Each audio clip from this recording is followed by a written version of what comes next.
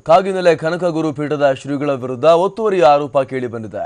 ಬರೋಬ್ಬರಿ 1.99 ಹೆಕ್ಟೇರ್ ಭೂಮಿಯನ್ನ ಅತಿಕ್ರಮಣ ಮಾಡಿರುವ ಆರೋಪ ಕೇಳಿಬಂದಿದ್ದು, ಅತಿಕ್ರಮಣವನ್ನ ತೆರವು ಮಾಡದಂತೆ ಸಿಎಂ ಸಿದ್ದರಾಮಯ್ಯ ಅವರೇ ಅಧಿಕಾರಿಗಳಿಗೆ ಒತ್ತಡವನ್ನ ಹೇರ್ತಾ ಇದ್ದಾರೆ ಅಂತ ಈಗ ಆರೋಪವನ್ನ ಮಾಡಲಾಗ್ತಾ ಇದೆ.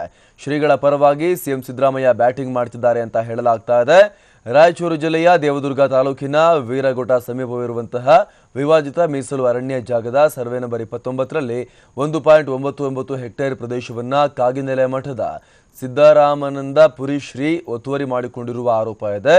ತಾವು ಒತ್ತುವರಿ ಮಾಡಿರುವಂತಹ ಜಾಗದ ಬದಲಾಗಿ ಬೇರೆ ಕಡೆ ಜಾಗವನ್ನು ಕೊಡುವ ಬಗ್ಗೆ ಕಾಗಿನೆಲೆ ಕನಕ ಪೀಠದ ಶ್ರೀ ಈಗಾಗಲೇ ಸರ್ಕಾರಕ್ಕೆ ಪ್ರಸ್ತಾವನೆಯನ್ನ ಸಲ್ಲಿಕೆ ಮಾಡಿದ್ದಾರೆ.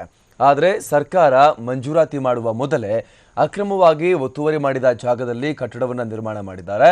ಆದರೆ ಇದನ್ನ ತೆರವುಗೊಳಿಸಲು ಅರಣ್ಯ ಇಲಾಖೆ ಅಧಿಕಾರಿಗಳಿಗೆ ಸಿಎಂ ಒತ್ತಡವನ್ನ ಹೇರ್ತಿದ್ದಾರೆ ಎನ್ನುವ ಆರೋಪ ಕೇಳಿ ಬರ್ತಾ ಇದೆ.